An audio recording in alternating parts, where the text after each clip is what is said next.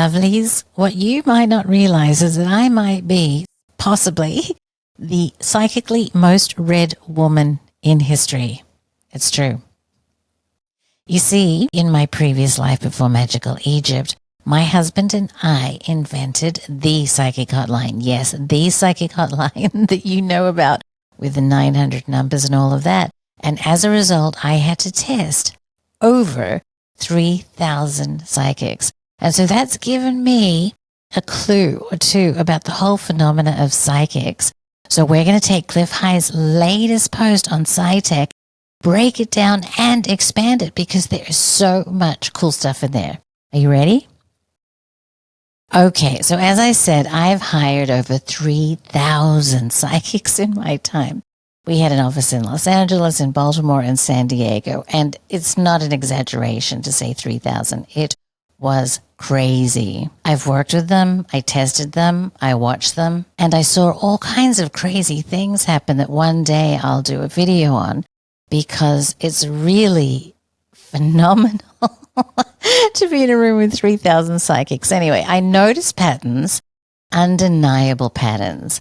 Now, some people like to believe that psychic ability is a gift and sometimes bestowed upon the lucky few. Others say it's a complete fraud, right? A clever trick of reading micro expressions and kind of digging information outside of people's head and that kind of thing. And that absolutely does go on. What I found is that, let's say we talk about 100 psychics that are actual psychics that are able to do this stuff. 5% of them know their information is real and they have great confidence about the caliber of information. When 95% of them have this feeling that they know that something's going on and they can pinpoint it, but they don't have a degree of certainty. But for those people, for all of these people, for the 100 psychics that I'm talking about, or the 100% of psychics I'm talking about, there's one thing that they all had in common. Well, two things, a few things. Clif actually referred to this when he was talking about how the powers that be are covertly seeking people with psychic abilities by targeting specific personality types that AI can easily identify. He also said that movies accurately depict how abuse and torture and brutality enhance psychic sensitivity. And that's what caught my eye, and that's why we're doing this video today, because he's absolutely right. After hanging out with 3,000 psychics, the thing that really kind of caught my eye was that it appears that trauma is the doorway. The single most common factor amongst the psychics that I worked with was trauma. Not a soft passing wound, but a life-altering, identity-fracturing kind of crisis or trauma. Okay, so we're talking about adult children of alcoholics. We're talking about sexual molestation. We're talking about, really the horrible, horrible kinds of trauma that humans can experience in life. It's something that broke them, okay? It shattered normal perception and made them hyper-aware. It seemed to rewire their nervous system. Now, it wasn't about being spiritually evolved per se. Many of these people were actually train wrecks. Some of them were erratic and unstable, and others were addicted to chaos, but their abilities were absolutely real. Now, trauma must have done something to them, okay? It forced them into a state that most people never enter.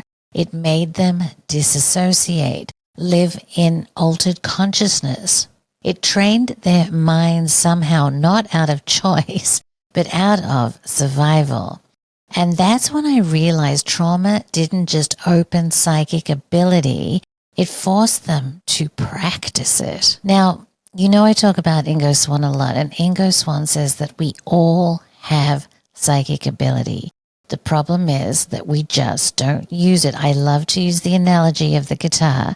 My husband can play amazing guitar. I can't. The only difference between the two of us is that he practices, right? So psychic ability is the same thing.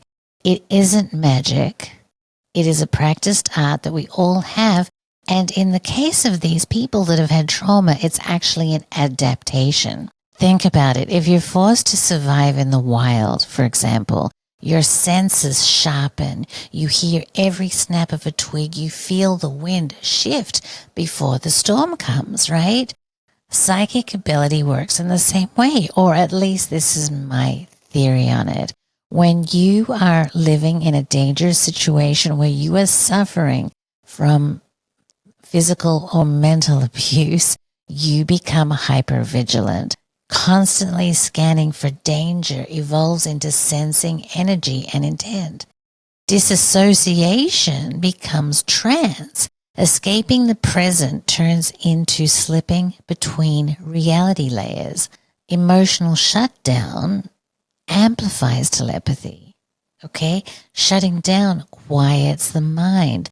Numbing themselves makes them raw receivers. And chaos hones precognition. These people don't predict the future. They recognize patterns others miss. And the kicker is the trauma seems to create permanent changes, right? So most of these people had trauma 10 or 20 years ago. In fact, they were trauma survivors, right? So the trauma that happened years ago that resulted in their ability to be psychic, even though the trauma was a long time ago or had been processed, these people still retain their psychic abilities. So it seems to me that the brain rewired itself for non-ordinary perception. Most people today live in a closed loop of sensory perceptions. Trauma breaks that. It dismantles the brain's default mode network, right? The system that keeps you, being stable, being logical, and locked into time and space. It's a thing. Google it, default mode network.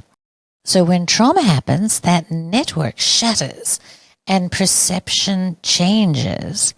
Time warps. They may sense events before they unfold. As Clif said, thoughts lose privacy.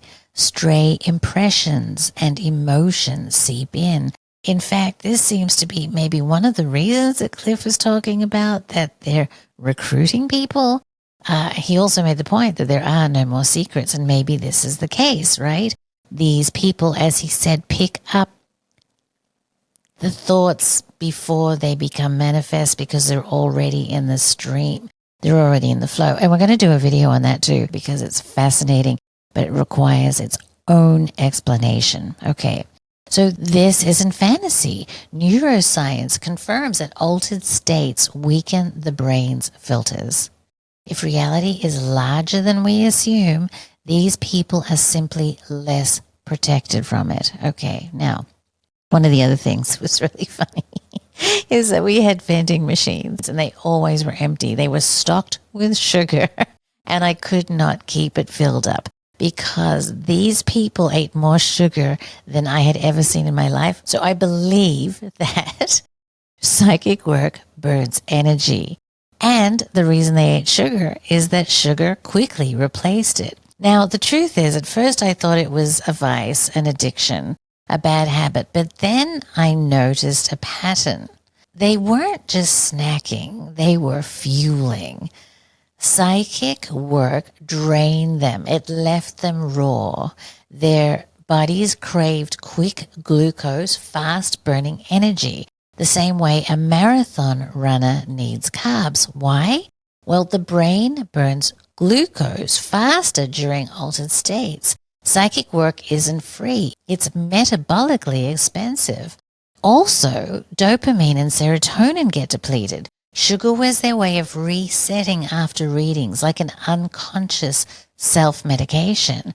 They needed grounding also. After slipping between the mental states, sugar anchored them back into their bodies. And all of this sugar was one of the things that made me realize that psychic abilities were not imagination. They had to be real as they took such a measurable toll. And here's where everything kind of clicked for me. It was later on when I started to read Ingo. So Ingo Swann, as you know, is one of my heroes. He was one of the best remote viewers in history. And he said that we are all psychic. As I said, we just don't practice it. Now, trauma forced these people to practice it constantly, whether they realized it or not. And because of this, it's my belief that their brains became rewired for it. Even if the trauma was many years ago, the wiring of their brain remained. Even if the trauma was long behind them, the ability remained because they had spent years unknowingly strengthening it. They kept slipping into non-ordinary states, and it became second nature. They began trusting their intuitive hits, and that's the first thing that Ingo says, is play with it and look for it, measure it, and trust it. Trust it's going to happen, and it will develop.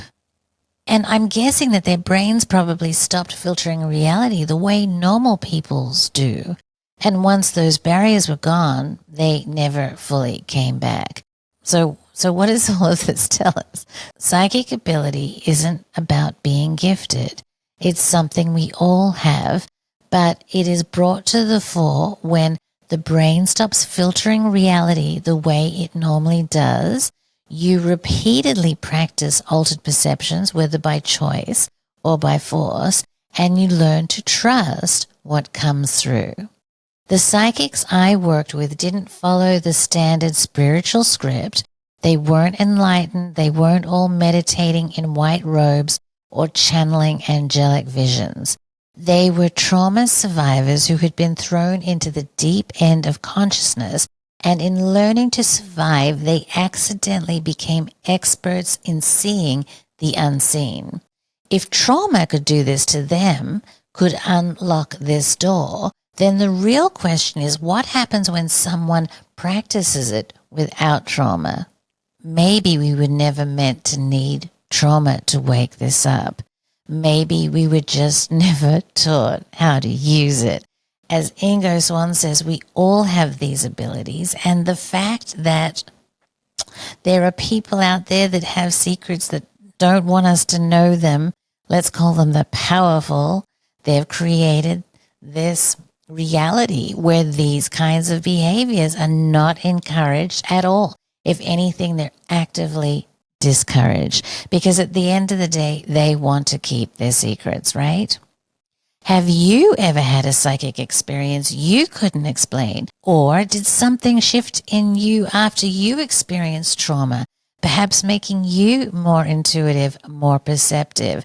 If so, you're not crazy. You might just be more awake than you were before, because the mind is more capable than we've ever been told. And if 3,000 psychic readings have taught me anything, it's that reality is not at all what we think it is. It bends, it shifts, it leaks through the cracks. And some people learn to live with these cracks. One thing that we'll get into next video, which is huge, is the autistic children. The autistic children have a lot of similarities with the trauma survivors we're talking about today. And if that didn't build the case for psychic abilities, then nothing will. So we will go there on our journey to unpack Clif's SciTech, but I just wanted to give you a taste for psychic abilities from my experience in my life. So, more soon, lovelies. One template to rule them all. One of the many puzzling questions this research has brought up has to do with certain spatial relationships that parallel the geometry of the human form. Often, these spatial analogues will be in the architecture itself, and impossible to actually see. We have seen these organic proportions, these vital spatial relationships, both in single structures and in the layout of entire temple complexes. It begs the question, is there a functional reason why these measurements and proportions are so essential to the layout and operation of the temple? And why would they be seen again and again across cultures and across time? There is something about the ancient technology of the temple that requires the same harmonic relationships as the human body? Are we looking at an ancient, lost or forgotten branch of science, based on principles and knowledge that have been lost to time, or simply rejected by the modern West? Could this be related to modern scientific advancements in electromagnetics, resonance and field theory, and their mysterious interaction with human consciousness? In the case of more modern architecture, it might be easier to dismiss as a modern architect paying an homage to a design from the ancient world. But like an anecdote involving the cargo cult, its outer form is copied, but its hidden function and intellectual underpinning are absent. But in cases like the Hebrew movable tabernacles, there really were no architectural details, except for these key proportions and relationships, and the same direct correspondence to the spatial relationships and intervals of the vital centers of the human body. In Egyptian, Babylonian, Sumerian, Hindu and Taoist cultures, even in the ruins of the ancient South American cultures,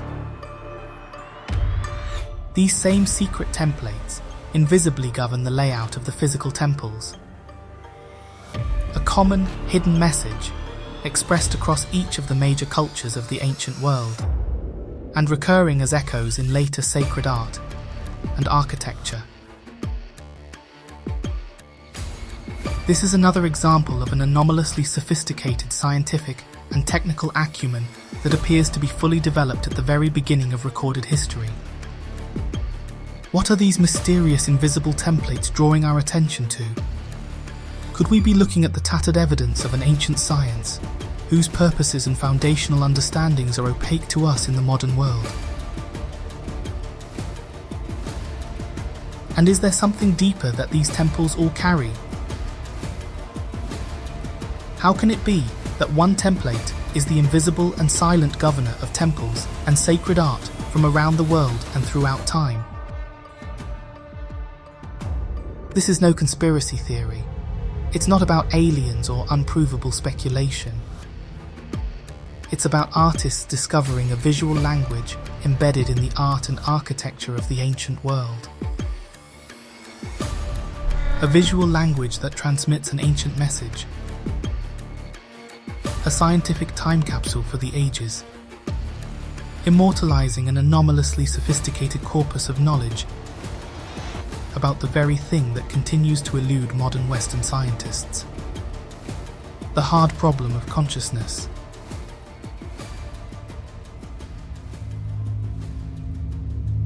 Could this be a new Piri-Reis map? Could we be looking at ancient schematics which diagram and explain the aspects of the brain involved in our experience of consciousness? Could this finally be irrefutable evidence that the ancients understood and mapped the inner landscape, the inner universe of consciousness, as meticulously as they did the outer world? And what would the revelation of such a science mean to us in the modern day? In Magical Egypt Season 4, we demonstrate how these hidden artistic visual languages, which have been hiding in plain sight for all of recorded human history, are not found just in the ruins of ancient Egypt, but in the earliest Taoist and Hindu traditions as well, unifying art and science to create something that looks for all the world like the long-lost owner's manual for the human conscious experience. What does it all mean? To watch the entire documentary cataloguing these remarkable new discoveries, visit us at www.magicalegypt.com.